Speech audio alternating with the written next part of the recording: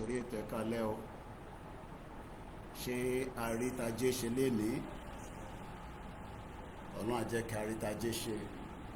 Mo kí gbogbo wa pátá nílé lóko pé ṣe dáadáa ni mo bá gbogbo wa o.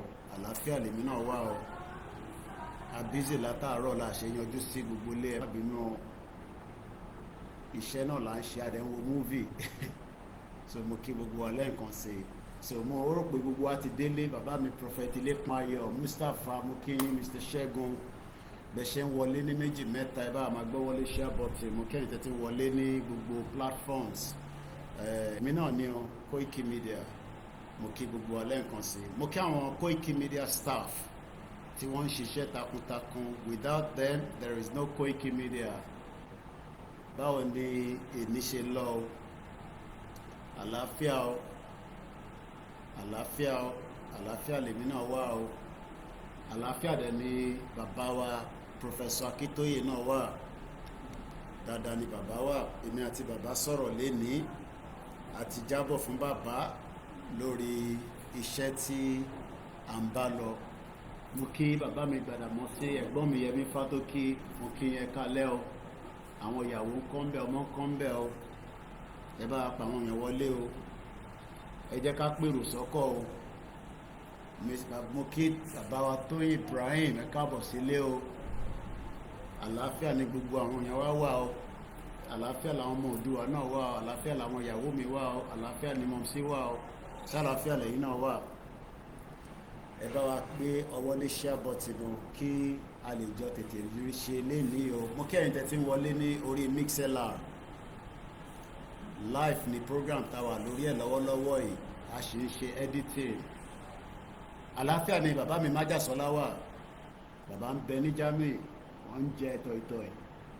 Ọmọlájà, mo kí yín ẹ káalẹ́. Ẹ bá wa pe àwọn èèyàn wọlé o. Ẹni kó darapọ̀ mọ́ wa o. Nǹkan ti léwu báyìí ní Nàìjíríà o. Nàìjíríà ó ti sọmọ sọ́ọ̀tì báyìí o. Ọlọ́run ní jẹ́ kí arìn níjọ́ tẹ́bi ń pọ̀ náà. Fúlàní ò ní jí wa gbé o. Wọ́n ní gbalẹ̀ Yorùbá mọ́ wa lọ́wọ́. In tá à ń ṣe yìí a lè ṣe tí o. Bàbá mi Tony Aegis ẹ ṣe fún gbogbo ẹ̀yin tẹ́ ti dá sí ọ̀rọ̀ walkie-talkie. A máa fún wa ní update ibi tí a bá ṣẹ́ dé lórí ẹ̀. Torí pé ẹ̀yin lẹ rán wa ń ṣẹ́. Bàbá mi Daniel Adéyẹmí, àṣìkẹ́yìn tẹ́ ti wọlé náà. Ẹni tó ì tí wọlé a máa kí wọn bọ́ ṣe ń wọlé. Mo kí gbogbo ọmọ Yorùbá o. Nàìjíríà ti wá léwu bàbá mi Ìlékún Ayọ̀. Mo kẹ́yìn tẹ́ wà lẹ́kìtì o. Báwo làdúgbò yín lọ́hùn? A kí gbogbo wa pé eléyìí tí a torí bọ̀ yìí àjọ máa ṣe délẹ̀ ní o. Àní ṣàṣetì o. Àwọn tí wọ́n sọ pé kò ní ṣeé ṣe irọ́ là ń pa tó ẹ̀mí ẹ̀ ní gbogbo àjọ wà yìí. Bóyá irọ́ là ń pa ni bí a kò ní ṣeé ṣe ni ẹnu ẹ̀ náà ní gbogbo àjọ wà yìí. Bọ̀ èmi mọ̀ pé a ṣe é ṣe lágbára Ọlọ́run torí pé àwọn onílẹ̀ wọ̀ ní fi wá sílẹ̀.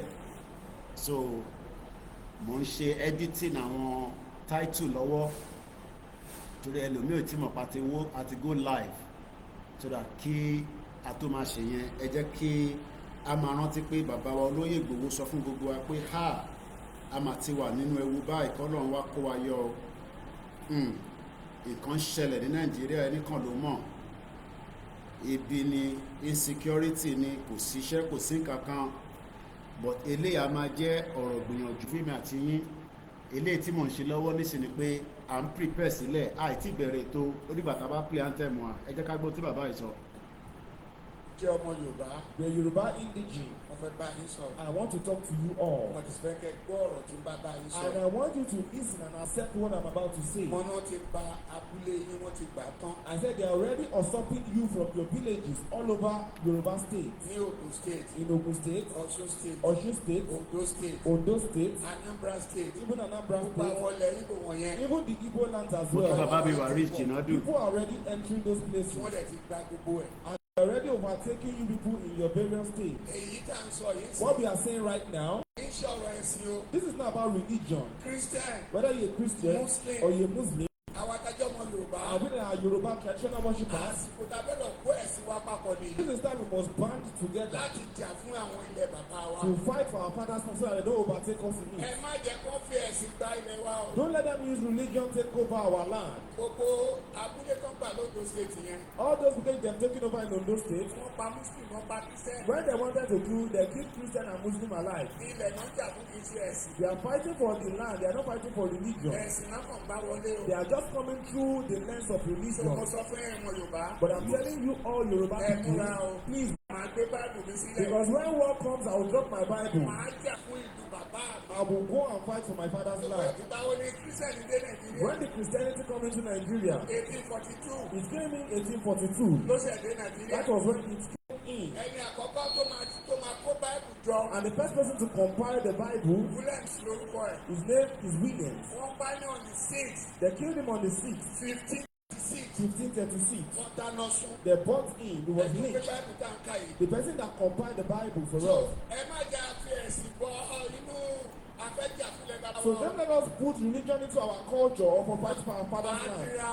I will fortify myself Aṣíwájú ogun. and I will be a leader. Wọ́n tó lè dira fún ènìyàn. And if you can fortify people, fortify Màá them. máa dira máa jagun náà. We will fight that war. Màá gbé báìbù sílẹ̀. I will drop my Bible Nítorí ilẹ̀ bàbá mi. because of my father's land. Ìjọ Bíbélì sọ. Because the Bible says it, Ebéèrè 6:1. Hebrews 6 verse Ó ní 1. ká fi ẹ̀kọ́ sí Kristi. It says, set aside the teachings of Christ and let us do what is Ẹ̀jẹ̀ complete. àkọ́kọ́ fi ti Kristi jìnnà. We will now put it Ká aside. lọ jà fúnlẹ̀ bàbá wa. Let's fight for our father's Ká land. máa sọ pé kí Jésù ràn wá lọ́wọ́. And we tell Jesus to help us. Kó ràn wá lọ́wọ́. To help us in the war for our father's land. Mo dá máa ṣe nìyẹn o. That's what we are going to do. Nígbà tó mú Jésù Kristi. Still having a lot of problem with the network, but we'll go ahead and then hopefully the other channels will join us along the line. My name is OLAYOMI KOIKI, Mukiwa Kuyakale, and welcome to our evening broadcast as we go ahead, as there's a lot to cover again this evening. Let's start with coming back. There is no land called Nigeria. There is no language called Nigeria. There are no people called Nigerians. We are only deceiving ourselves. We are not Nigerian. Okay, where is Nigeria? Where is the land called Nigeria? What is the Nigerian language? We are nations that have been forced together to live in one pathetic country. So anybody who goes there today to say, pray for Nigeria, that person is just deceiving himself, because the people who want to be that Nigeria are not sat down to agree. We are not doing this because of anything. We are doing it because it is already overdue. Whether you like it or not, Nigeria has to expire. Moke, Adekola Mofikiba oni banki gbogbo àwọn ará ilé, mo kí gbogbo alẹ́ nǹkan sí. Mo kí Professor Akintoye, mo kí bàbá wa ọmọ Adéyẹmọ Ìgbòho ṣá.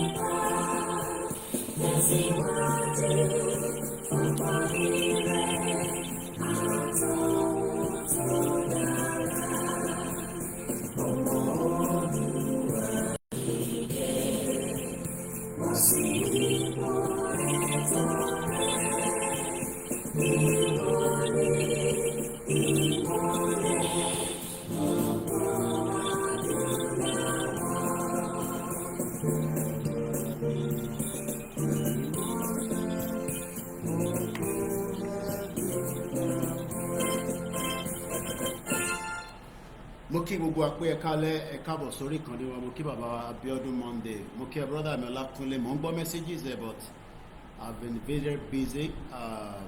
If we can still catch up, I will let you know, but I'm extremely busy at the moment.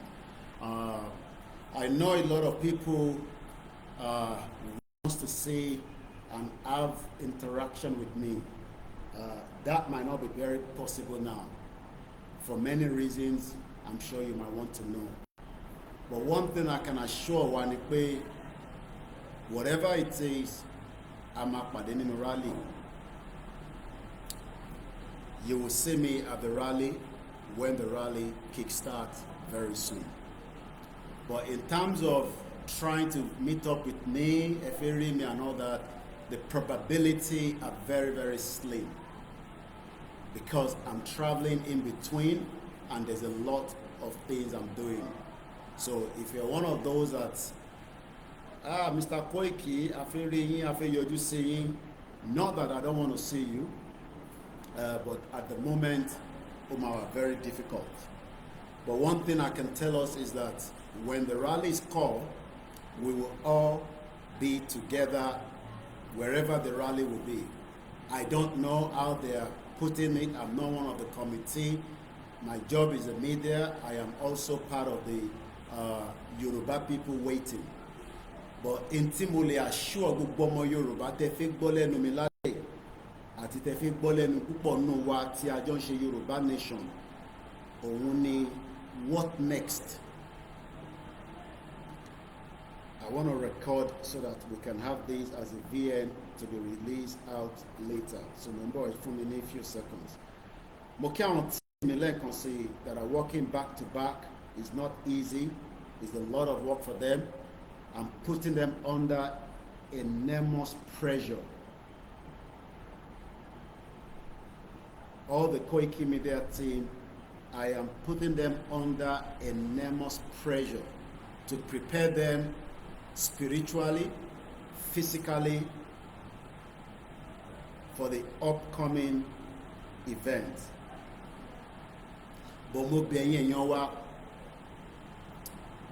There are many media that will be operating when the rally starts.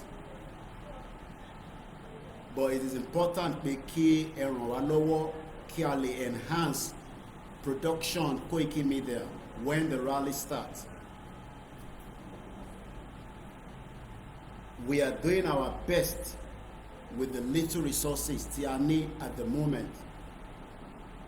But there is still shortage of logistics láti enhance production. We don't have our own standby vehicle as a media organization. It is not good.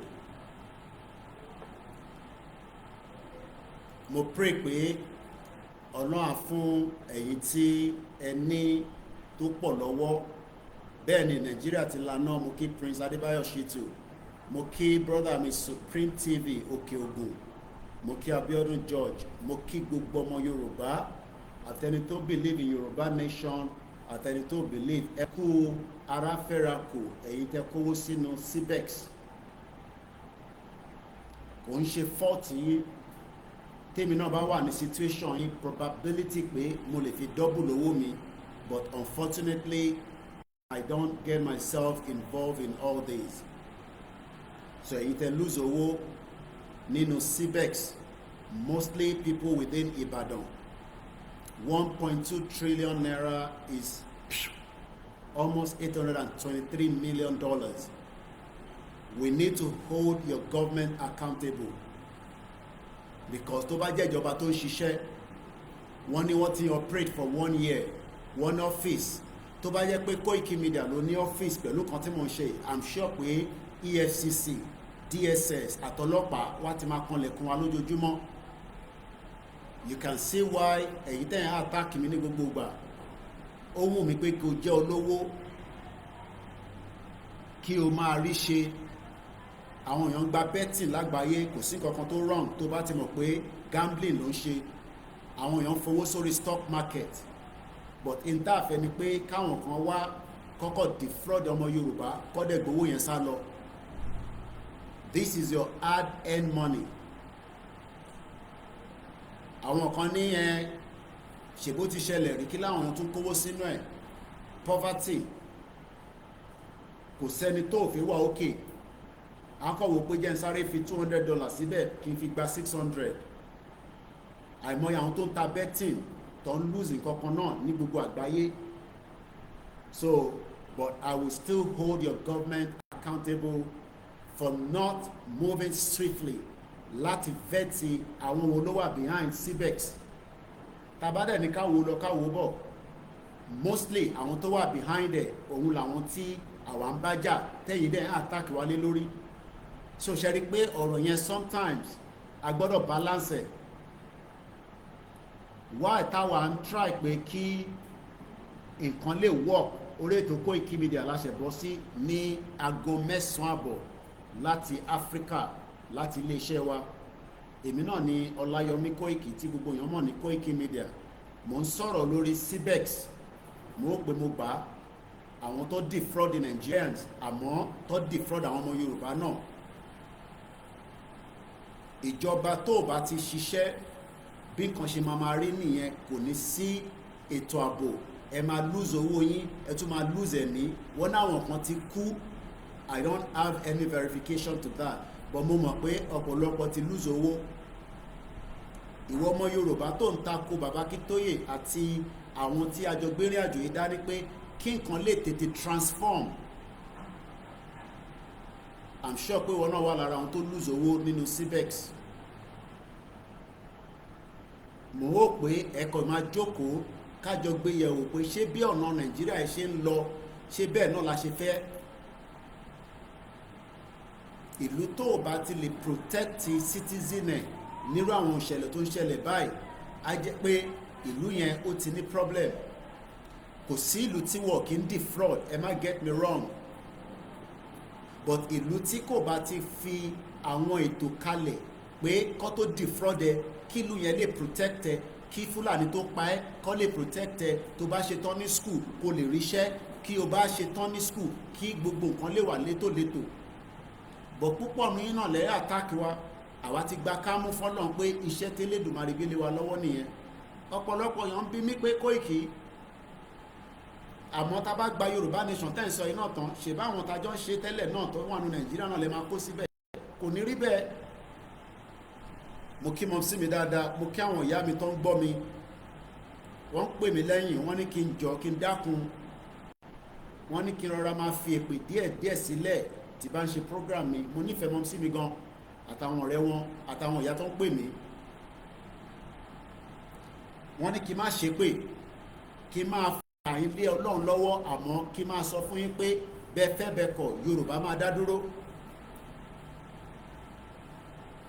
Ìfẹ́ tí mo ní sí yín kò ṣe pé èpè tá à ń ṣe fún yín ó wù wá lọ́kàn. Bóyá tépè yẹn bá dọ́dọ̀ yín, bóyá ẹ lè reflect padà, àmọ́ nígbà tó dẹ̀ tún ní ká má tún ṣépè fún yín, ká máa fàdúrà ràn yín ọmọ Yorùbá lọ́wọ́. Tó èmi ọmọ bí tọ́mọ Yorùbá ń takú ọmọ Yorùbá. Ìyà tó ń jẹ yín kò dùn mọ́ mí nù, ebi tó ń pa yín kò dùn mọ́ mí nù. Kágbàlagbà wà kó má lè ra oúnjẹ sílé fáwọn ọmọ ẹ̀.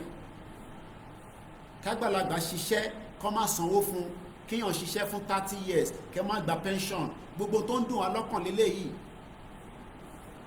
Ẹ̀yin ò nífẹ̀ẹ́ Tinubu, àwa náà nífẹ̀ẹ́, àmọ́ à ń sọ pé ọ̀nà sí mọ́ nínú Nàìjíríà, ẹ jẹ́ kí gbogbo àjọ sowọ́ papọ̀, àmọ́ lára yín náà lẹ́ ń takò. Ọ̀dàlẹ́dẹ̀pọ̀. Mo dẹ̀ máa ń sọ, ó difficult fún mi láti trust anybody, especially tí bá tún wo ọ̀pọ̀lọpọ̀ nǹkan tó ń ṣẹlẹ̀ nínú movie tí mo bá ń rí wò. Tó bá ń follow mi dáadáa, wàá ti rí pé mò ń post nǹkan kan. Mo ṣe parí movie kan tí mo wò tán, ọ̀dàlẹ̀ ló jẹ́ kí wọ́n defeat ìlú yẹn.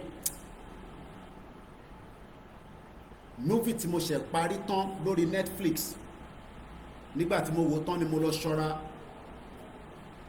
Ẹ̀kọ àti pepper soup ni mo jẹ. Bó ṣe jẹ́ kó rí fún wọn náà nìyẹn. Máa wò pé torí pé èmi lèmi ṣe, tí wọn náà bá wà nípò mi wàá ṣe jù bẹ́ẹ̀ lọ. Kò wù wá bébí ṣe ń pa yín, bí a ṣe ń jẹ yín tán fìyà jẹ, kò wù wá. Ìdí ta ṣe ń sọ pé a fẹ́ Yorùbá nation nìyẹn. Tí Nàìjíríà bá tẹ ẹ̀dùn tó ń ṣiṣẹ́, ta bá tẹ pariwo Yorùbá nation, ṣe bẹ́ẹ̀ tẹ̀ ní ká shut up. But Nàìjíríà ò ṣiṣẹ́, tó bá ń ṣiṣẹ́ ni wàá gba yín tó máa gba almost 1.2 trillion lọ́wọ́ ìlú kan. adẹ̀nà níjọba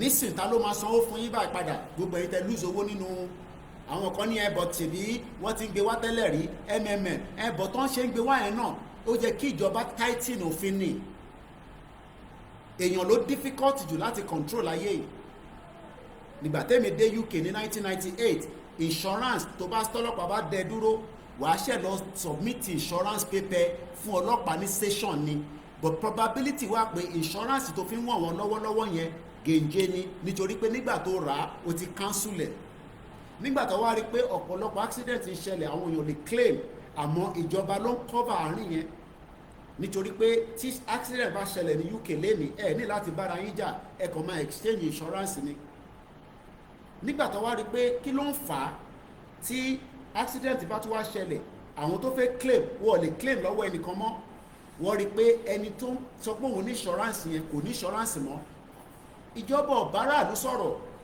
wọ́n padà sí round table nínú strategy ìyẹn mo ṣe kọ àkọlé tèmi pé technology ó máa wà lára ń ta máa fi ṣiṣẹ́ tó pọ̀ jù ó jẹ́ kí technology ti vẹ́tẹ̀ pé civex criminal àwọn tó wà behind ẹ̀ wá dẹ̀ sọ fún gbogbo aráàlú pé ẹ má gba owó yín sínú ẹ o ẹbí akẹ́tù gba owó yín sínú eléyìí tó ń ṣiṣẹ́ yìí àmọ́ torí pé kò sí technology tó lè alert aráàlú for 1 year àwọn èèyàn wá ń kówó sínú ẹ̀ wọ́n fẹ́ ṣe money doubler at the end of the day ìlú kan wá lose $833 million nínú aníkòsíkòsí nínú ebi ń pa àwọn èèyàn ìfẹ́ la nísìnyí ìfẹ́ la nísìnyí ìfẹ́ lolóyè Ìgbòho nísìnyí ìfẹ́ ni bàbá Akíntóyè nísìnyí ìfẹ́ ní gbogbo àwa tí a jọ gbétò yìí kalẹ̀ pé kí a dá dúró ó sàn ju ká wà ní Nàìjíríà lọ àmọ́ èèyàn ọmọ Yorùbá náà lẹ́ ń takò traitors I am worried that traitors wọ́n ti dúró báyìí pé rally tẹ́ fẹ́ ṣe yìí a máa gbàbọ̀dẹ̀ fún yín wọ́n ti wà láàrin wọn already wọ́n ti infiltrate wa wọn ní láti sàn yẹn fún yàn àmọ́ àwọn tó nílẹ̀ wàá borí yín wàá wà pẹ̀lú wa gbogbo ọ̀nà tẹ́ bá ń try láti set trap fún gbogbo wa pátá pé a ní gba Yorùbá nation èmi sọ pé ó possible nínú ọdún yìí pé declaration wa máa possible nínú ọdún yìí àmọ́ ṣé traitor fẹ́ jẹ́ kó possible movie tí mo wò ẹ lọ wo orúkọ ẹ mo ní láti máa sọ fún yín mọ́ ẹ lọ sórí ẹ tó bá ń follow wa dáadáa lórí Twitter ni lórí Instagram ni ẹ ti mọ fíìmù tí mò ń sọ mo fi dárúkọ ẹ tẹ́ ẹ báyìí tí mo á jẹ́ pé ẹ follow wa tó tẹ́ bá ń follow wa ni ẹ tún ní máa gbé fake news pé China èèyàn kan sì send message sí mi lánàá pé after tèmi jáde tí mo sọ fún gbogbo ọmọ Yorùbá pé kò sí kankan tó jọ wọn náà sì tún pín wọ́n sì ń pín message yẹn nínú Yorùbá Nation group táwọn ti dúpọ̀ ní tìrì bá ń pín tó jẹ́ kí ẹ̀yin tí ẹ̀ ń follow bàbá Akíntóyè bàbá tó wà learned tó dẹ̀ kọ́ àwọn ọmọ tó wà learned ẹ̀yin náà wà learned olúkálukú ló ní area of expertise tèmi lélẹ̀ mo jáde mo sọ fún yín pé kò sí kankan tó sọ pé China àti Nàìjíríà wọ̀ nájọṣepọ̀ mọ́ àtúrí èèyàn tó tún wá lọ fi sínú group á jẹ́ pé irú àwọn èèyàn bẹ́ẹ̀ wọ́n follow Koikimedia so in tó wà nílẹ̀ ó tó wá jẹ ilẹ̀ Yorùbá tó wá jẹ a nídìí kankan ju pé kákọ̀ gba ilẹ̀ wa padà kádẹ̀jọ́ máa ṣèjọba ara wa bọ́ ṣòro pé àwọn olóṣèlú fẹ́ gbà wọ́n ti set traitors sáàrin gbogbo wa gbogbo wa ni máa sọ fún olóyè Ìgbòho àti bàbá ẹ wà very careful traitors wọ́n wà láàrin wa èmi ò ní dalẹ̀ ṣé ìwọ náà ní dalẹ̀ ìbéèrè tó yẹ kó bí rẹ nìyẹn máa ń sọ pé èmi ṣé ìwọ máa dalẹ̀ torí èmi ò ní dalẹ̀ Yorùbá ṣé tó bá fún ẹ ní $10,000 ṣé wàá kọ́ sọ àṣírí tí kò yẹ kó sọ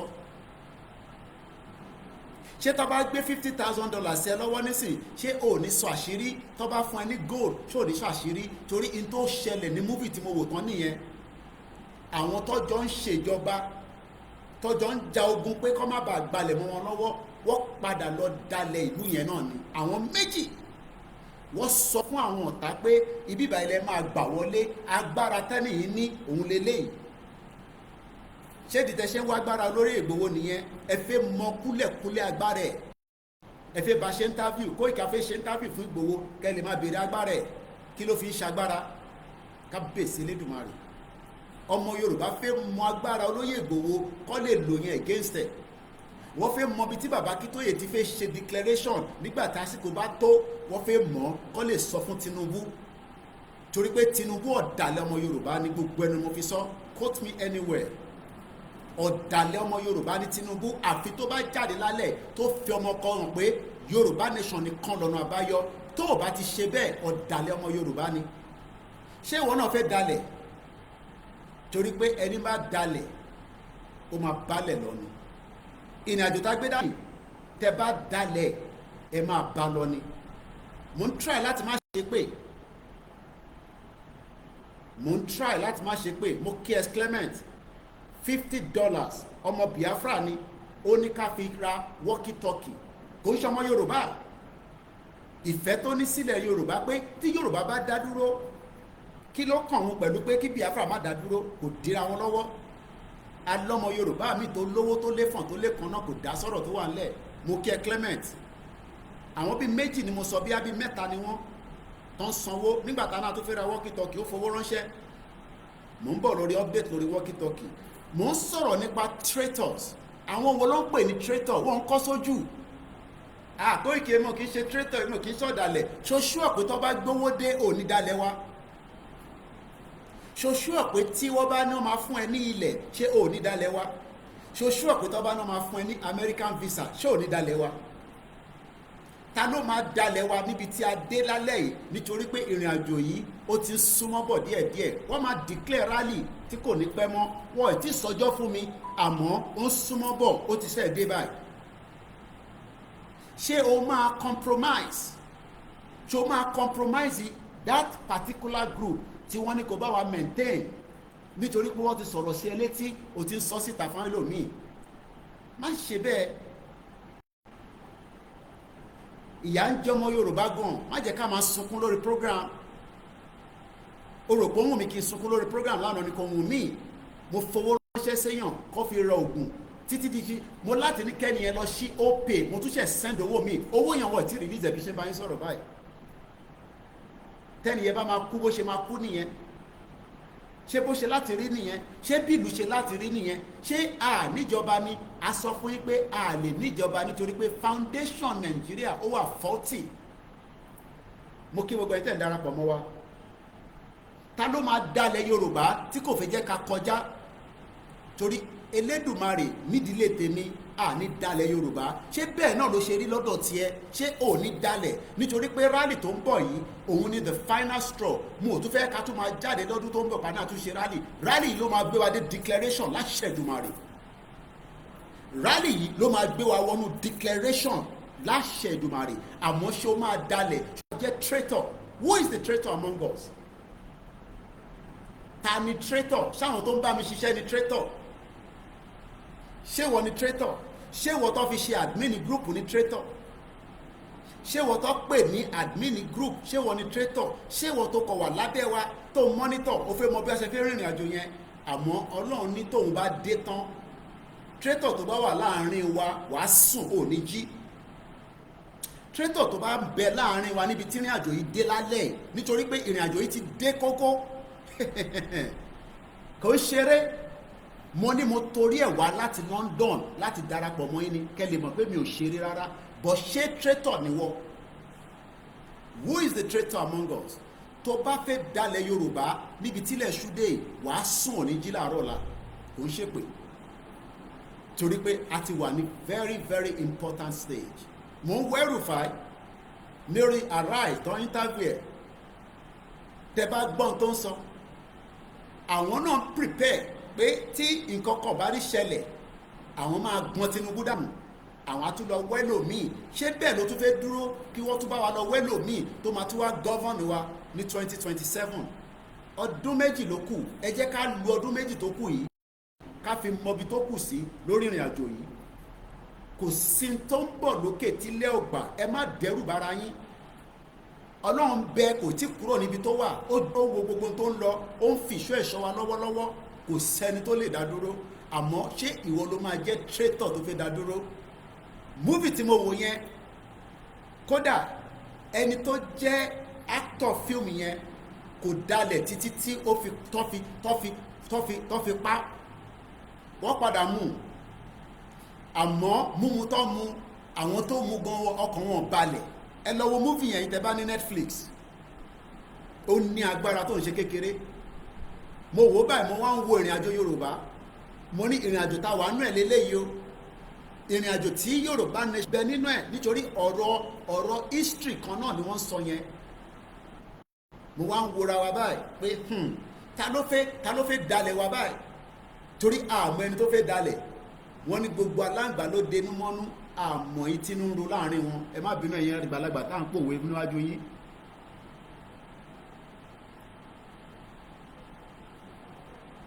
Yorùbá nation kò ń ṣeré. Táwọn kan bá sọ dé eré, mo sọ fún yín pé lórí platform tiwa kò ń ṣeré, ó kọjá eré. It is about life and death. Ẹ̀mí bẹ níbẹ̀.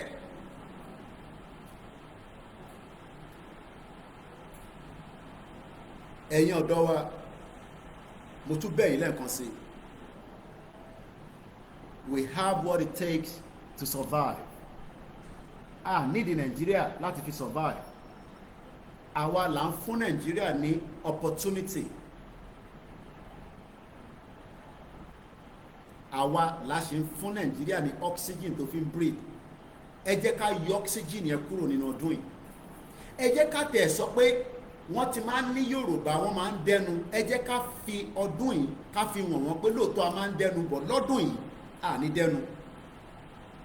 Wọ́n ti máa ń sọ pé Yorùbá cowards ni wá. Àwa mọ̀ pé kì í ṣe cowards, a mọ̀ bẹ́ẹ̀. Ẹ jẹ́ ká fi ọdún yìí, ẹ jẹ́ ká fi showcase ẹ̀ fún àgbáyé. Ẹ jẹ́ kí àgbáyé mọ̀ pé ìran kan ń bẹ tó ready. Ẹ má bínú, ó ti padà, mo mute ẹni níbi tí nẹ́tíwọ́ọ̀kì ti ń gbé wa lọ tó ń gbé wa bọ̀. Mo kí Azeez lẹ́ẹ̀kan sí. Ẹ jẹ́ ká fi ọdún yìí ká fi showcase fún gbogbo àgbáyé pé ilẹ̀ Yorùbá ló ń pe bíbá àwa ní ọmọ Yorùbá, ní ọkùnrin ní obìnrin, kí gbogbo wa kí á mú ẹ̀mí wa pé kò sí tó ń bọ̀ lókè tílẹ̀ yóò nígbà, gbogbo tó ń bẹ lókè ilẹ̀ máa gbà. Ẹ jẹ́ ká yọ ìbẹ̀rù kúrò. Ẹ jẹ́ ká dúró dáadáa. Ẹ jẹ́ ká dúró lọ́bìnrin, ẹ jẹ́ ká dúró lọ́kùnrin, ẹ jẹ́ ká dúró lọ́mọdé, ẹ jẹ́ ká dúró lágbàlagbà, ẹ jẹ́ ká fi gbogbo ta ní ká fi ṣe. Ẹ jẹ́ ká lo gbogbo tí Ọlọ́run fún wa ní knowledge, and we have to be very, very strategic. We have to be very, very strategic. I learned a lot from the movie. Mo rí pé àwọn tí wọ́n fẹ́ wá bá wọn jà wọ́n pọ̀ jù wọ́n lọ. Wọ́n pọ̀ jù wọ́n lọ. Àmọ́ wọ́n lo strategy láti fi defeat the enemies. Ẹ má bínú, ẹ wọlé kẹ́ jáde if the sound is back and not back on your own YouTube channel. The network is the one that is messing us around, but we will see. But it keeps messing me around. It's a big internet là ń lò. Ẹ mọ̀ pé àwọn gbọ́dọ̀ lo internet kékeré. Kódà as of today tí mo check ẹ̀, ó ní mo ti run low again. I don't know how. So mo máa ní kọ́ lọ bá mi check ẹ̀ lọ́la lágbára Ọlọ́run.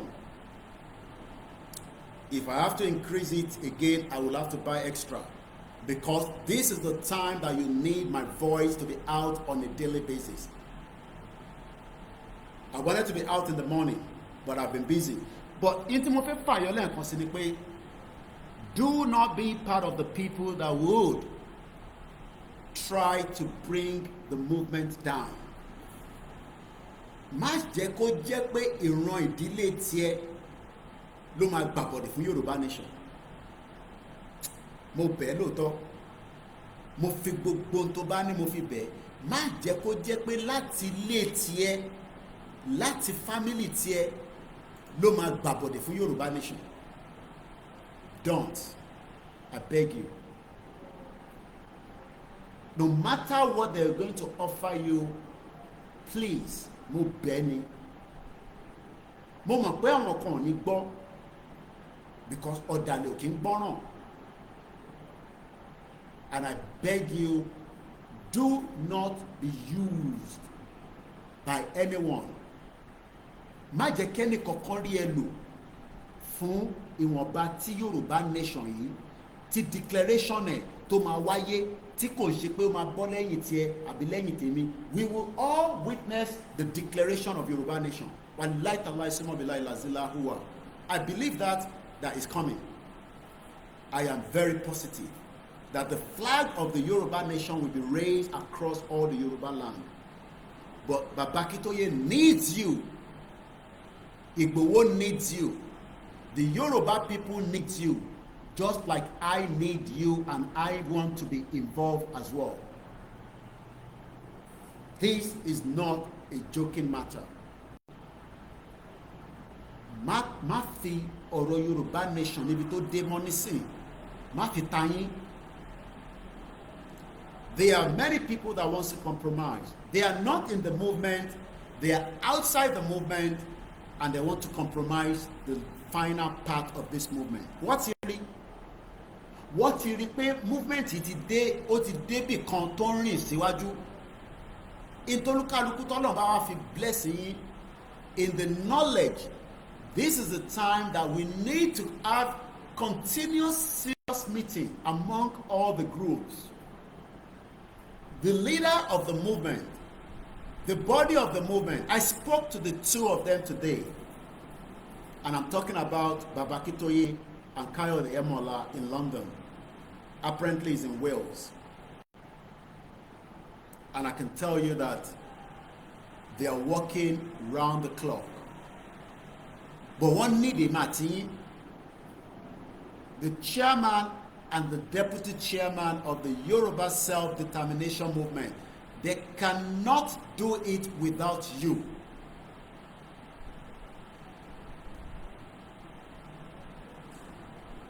They can't.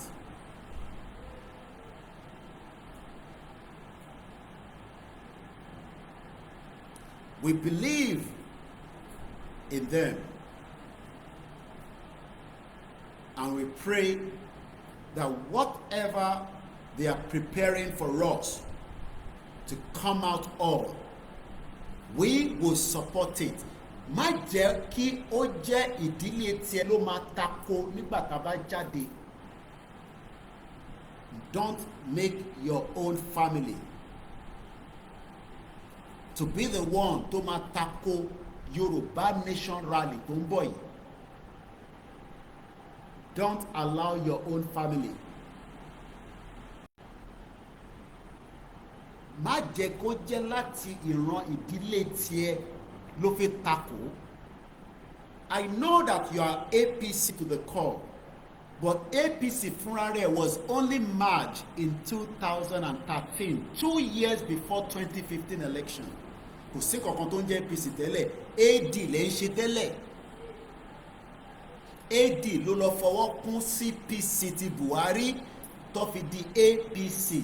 Wọ́n tuntun yapa nísìn. So probability wà pé as a member of that APC kò likely pé kí APC yẹn kó tún exist even after or before Tinubu complete his tenure.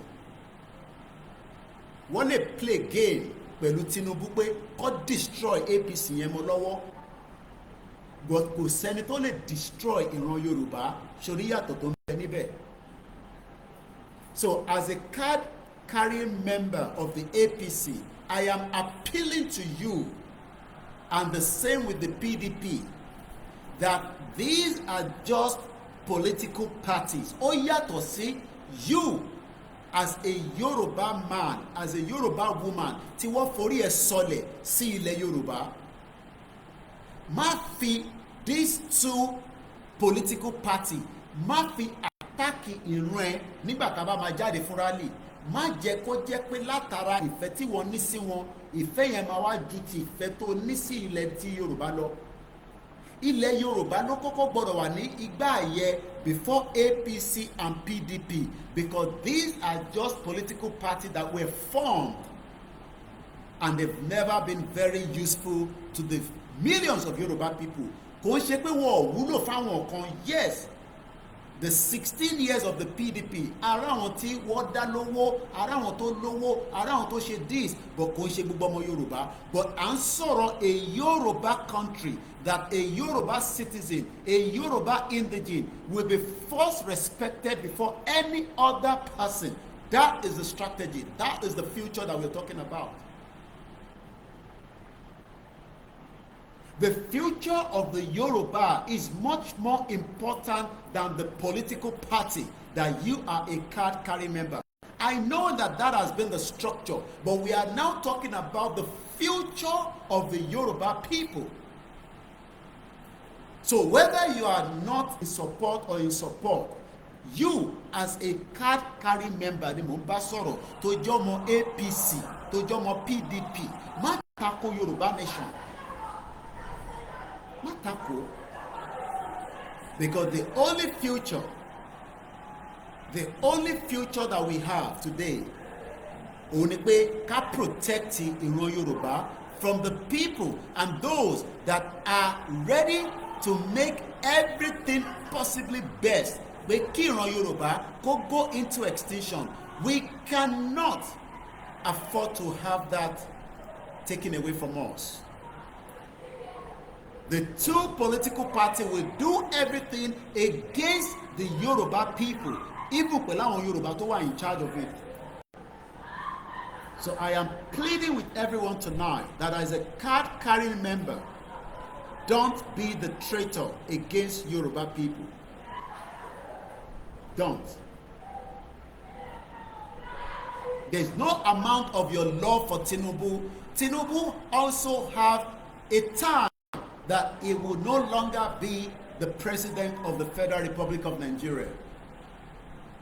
Only time factor. And all his time factor can end in 2031. And we might not even be sure what can happen between now and 2031, subject to all the indices of what is being played out in Nigeria today. Nigeria is going through a very serious danger. And the Yoruba people have anything inside it now. We need to start preparing to pull out. And the only way we can pull out is to have an independent Yoruba country. That is the only solution to all these problems that we are facing right now. Anything less than that, we cannot. Ẹ jẹ́ ká máa rántí pé the Yoruba people have much more to gain as an independent country than being part of Nigeria where we don't have much gain. This is a clarion call for every sons and daughters of Yoruba. Whether you are a doctor, you are artisan, you are a politician, this is the time that we need to reflect and think about where we want to be. Go stop anything that you want to do within that land. Ó fẹ́ ṣe business ni kò dá dúró, ó fẹ́ ṣe ìyàwó ni kò dá dúró, ó fẹ́ establish ni, ó fẹ́ travel ni. All that will not stop. But what we are saying is that we want to protect ourselves as one people, one culture, one language, and defend our true identity that Britain stole away from us for many years. That is what we call a Yoruba nation. And I believe this message will get to those of you that are still in doubt. Let's move forward with the movement conversation. My name is OLAYOMI KOIKI at exactly 21:33 p.m. local time, 16th of April 2025. On the update on terms of our walkie-talkie, we have done so far and we are very grateful. I gave that update yesterday and I can tell you that we are still pushing forward. Mo fún Baba Akintoye ní update lọ́sàn-án yìí. He was not aware of what I am doing. I decided that this is an organization that needs to enhance and support with everything, and that's exactly what we have done.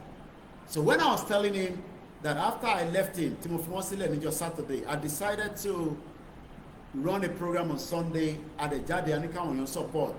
And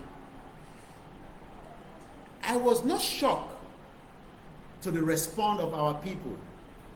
I was not shocked. But I'm just grateful for the privilege that you have given me again. Koiki, we still believe that you can do things, and that is exactly what you have done. Within 48 hours, we were able to secure 100 pieces of the walkie-talkie. I can confirm now that we have also secured cash that has been sent to me to get another 20, and we are still getting few more donations that are coming in. That shows that the people that are tired of Nigeria are just tired, and they are ready to support and enhance gbogbo tó máa lè jẹ́ kí ọ̀rọ̀ rally tó ń bọ̀ yìí kó bọ́ sí. For those of you that are still in doubt that there is going to be a rally, my name is OLAYOMI KOIKI, popularly known as Koikimedia.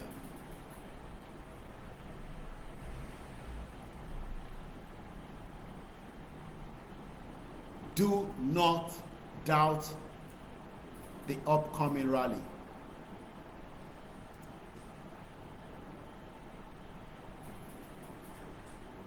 Do not doubt it. Ẹ má doubt it. Iṣẹ́ ti lọ ju bẹ́ẹ̀ ṣe ń rò lọ. Ẹ má doubt it. I have not been given a date. The date will be announced officially only by Professor Adebanji Akitoye. Àwọn nìkan ló mọ ọjọ́ tó máa bọ́ sí. But I have been told to tell you, ẹ lọ máa gbáradì sílẹ̀. The date will be announced very soon.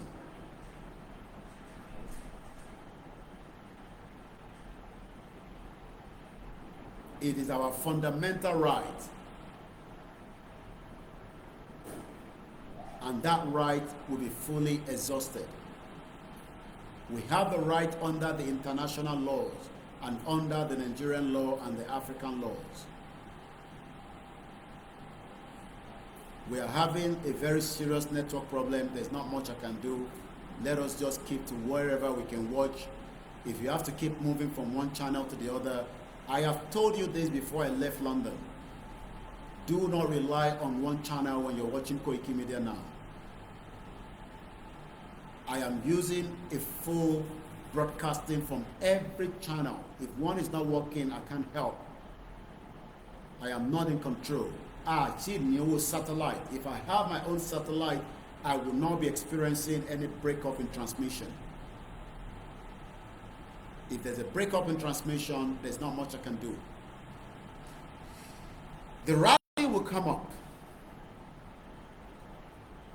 I've been briefed a little bit about things that we are going to be doing after my arrival to Africa. But I have not been told to tell you anything yet. I have been briefed a little bit.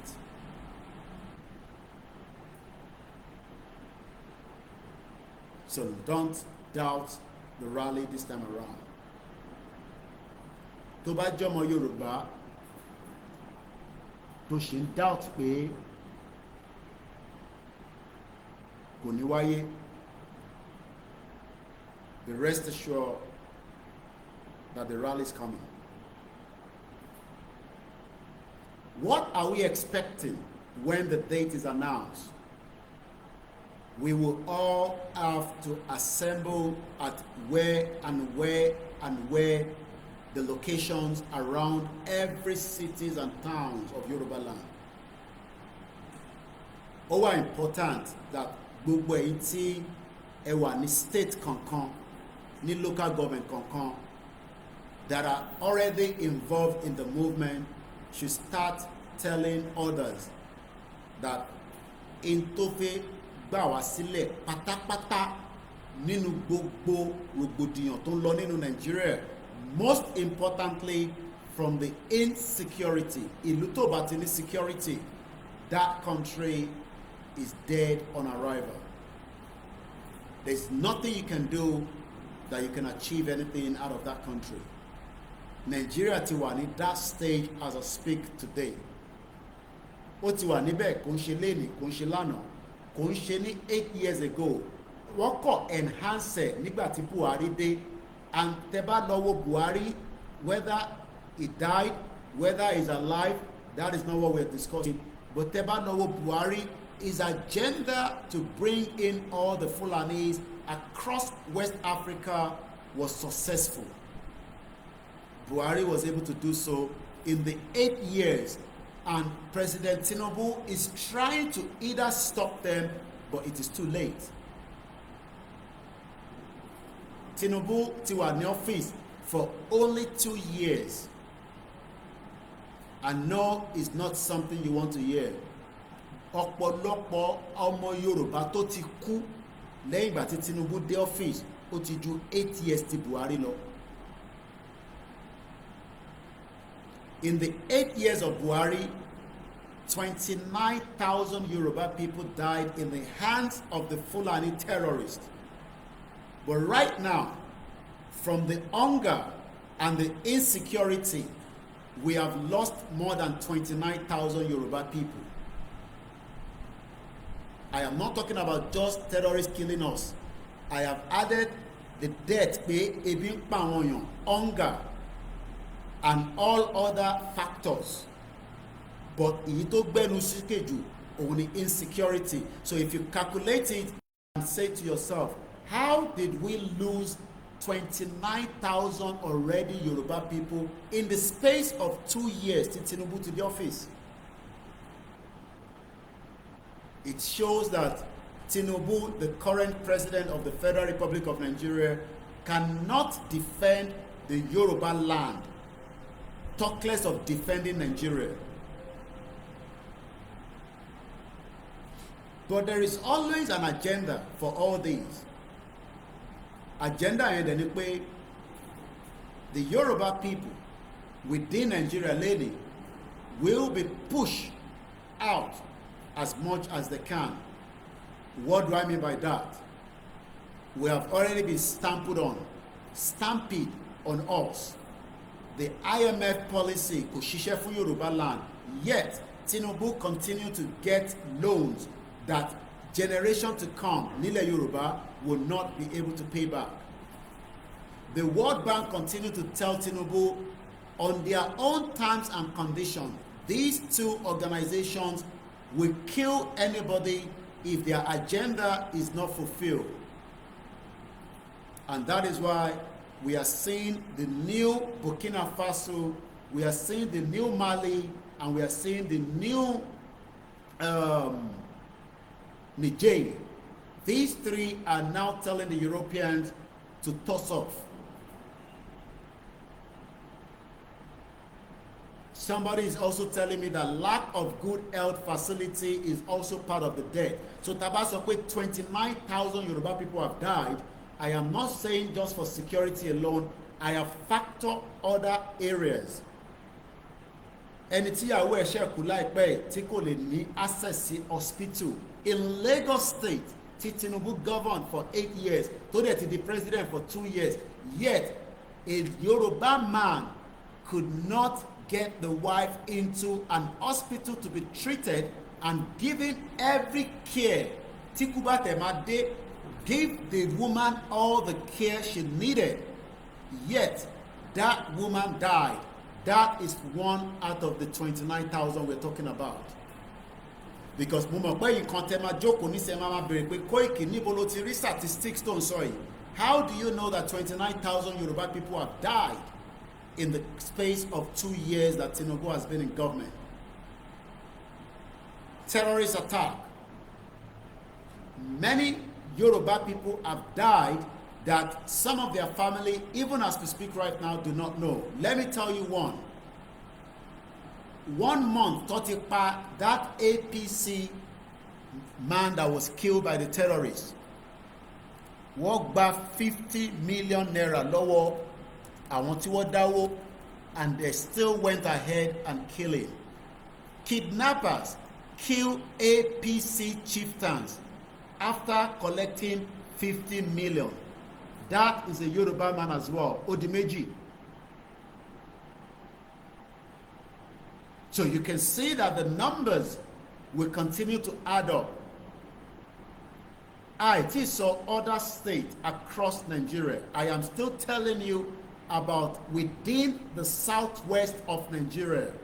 And let me quickly give you the update coming from Plateau State. We now have the names and the age of those that have been killed on Palm Sunday.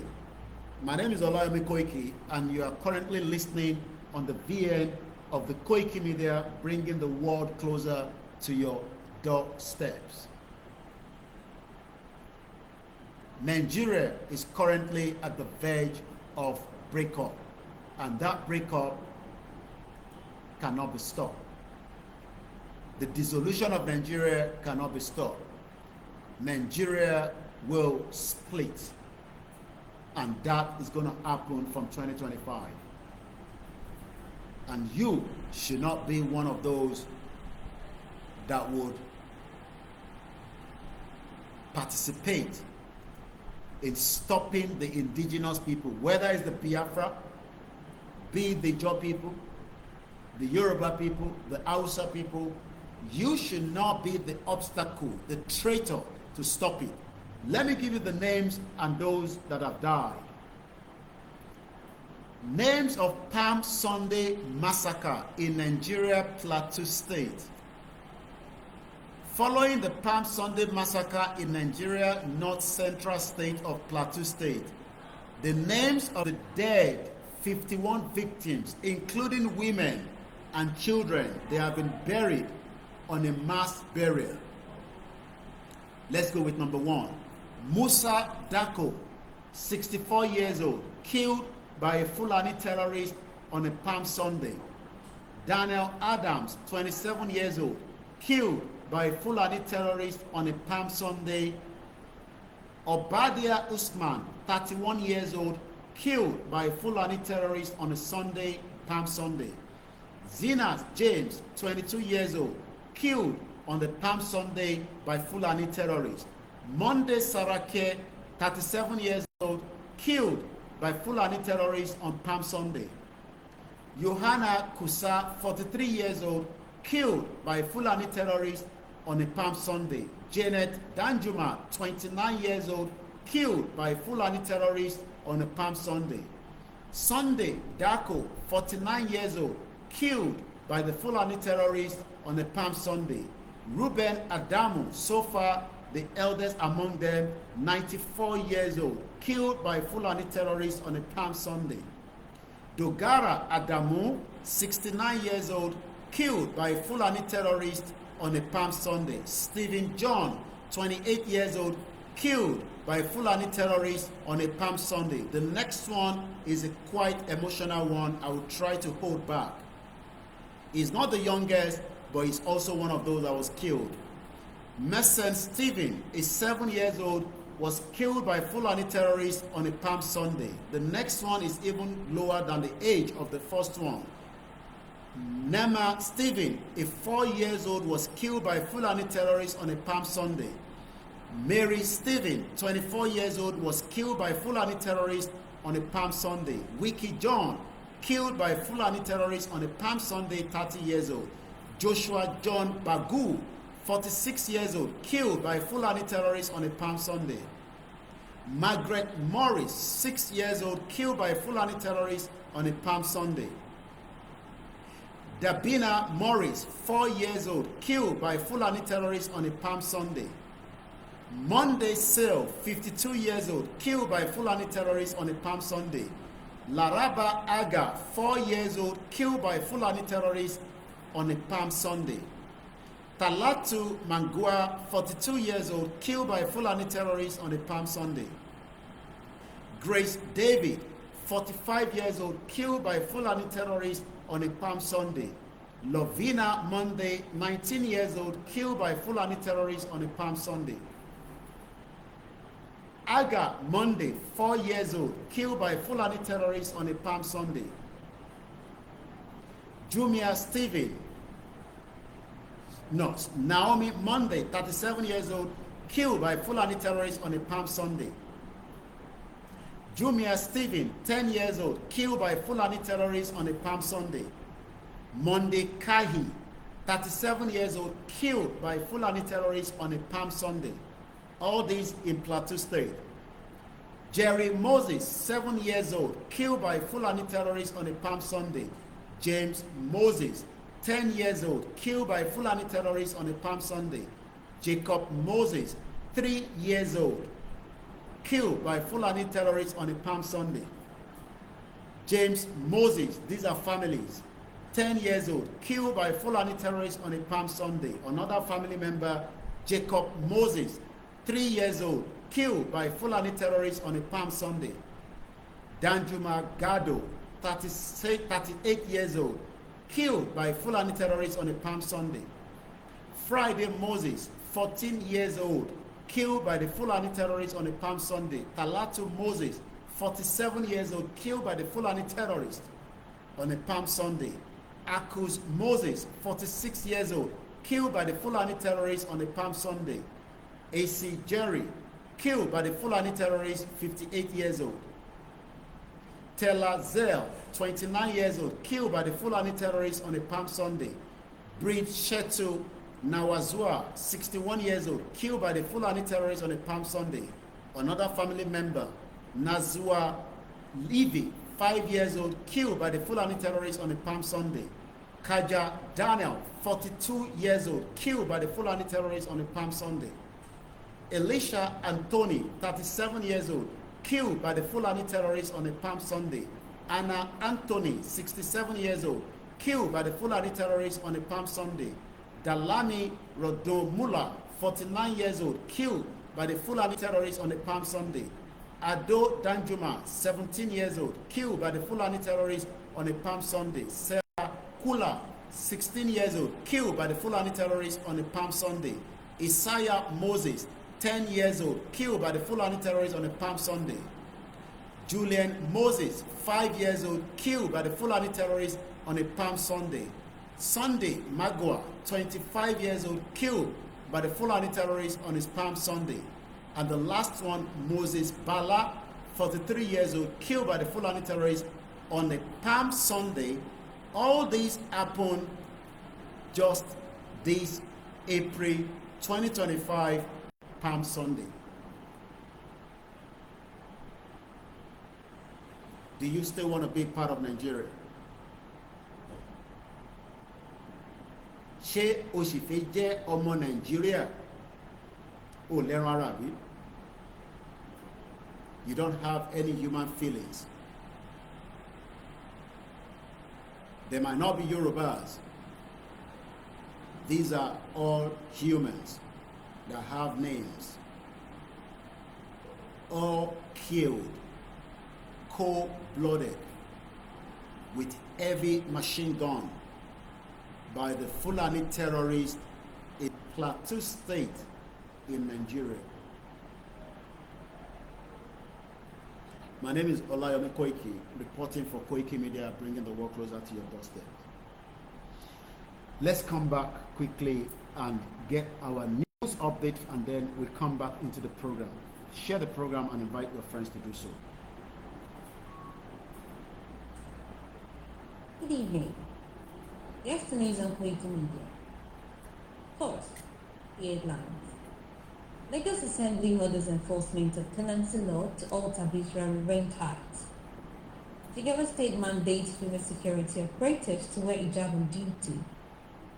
FCC PCC's Abuja shelves over fake foreign rights labels. Now the news and details. I am Titilopa Adaku.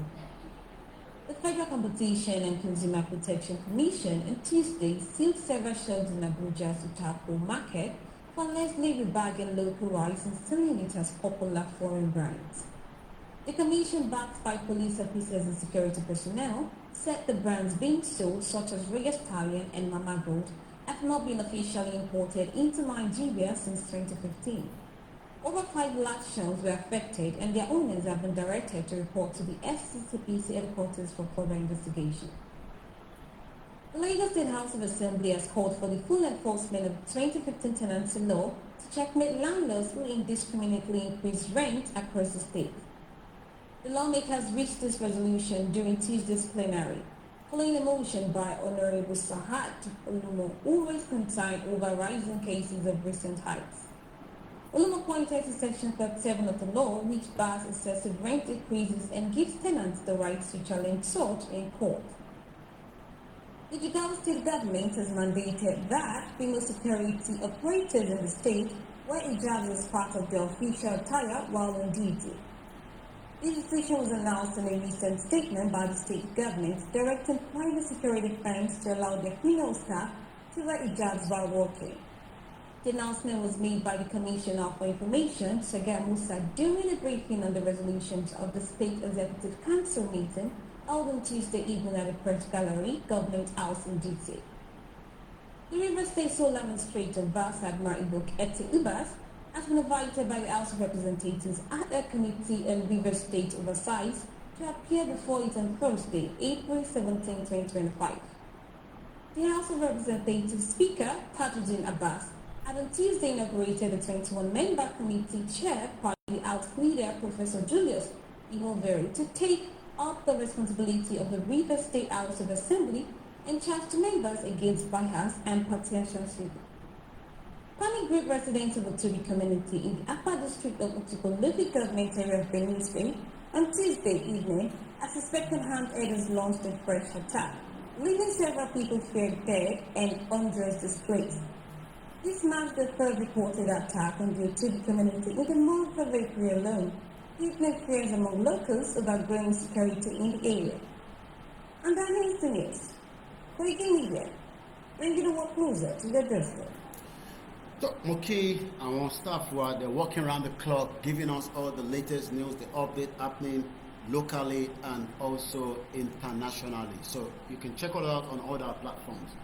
As B. Hashem Barawa Sorolo, we're talking about what and why Yoruba people should have nothing to do with Nigeria. Mo kí gbogbo ẹ̀yin tẹ́tí darapọ̀ mọ́ wa lórí ìkànnì wa ní àṣálẹ́ yìí níbi tí a ti ń fi ọ̀rọ̀ bára wa sọ nípa ìdí àti reasons that we need to exit Nigeria. Nigeria is not going to work for Yoruba people, and it has never worked for us. It has been one disaster or the other, and we have what it takes now to pull out together. The Europeans does not want Nigeria to break. So they are one of our traitors, and we cannot trust them. But they are going to use many people within the Yoruba to continue to push against why we should. So we will only be live for another probably an hour. So we've done an hour already. I'll see how much I can give. If otherwise, I will wind down the broadcast because it's quite a little bit frustrating as well, trying to be on the live. So maybe I might have to start doing recording and uploading, but we'll see. But for now, the program might end very soon. But the most important message is, first and foremost, Adupe Fungugo Intewa involved, the support towards trying to get the walkie-talkie that we requested for. I've asked them to check the megaphones. They've given me the price for two. One is 16,000 and I think the other one is about 30-something thousand. That one is bigger while the smaller one is 16,000. At the moment, we still have extra fund that will be used to buy. We've just lost the Twitter space because of the internet. That means that the internet is really struggling. So we'll probably end the broadcast in just about a few minutes or so, because if otherwise we will not enjoy it and it's going to be frustrating. So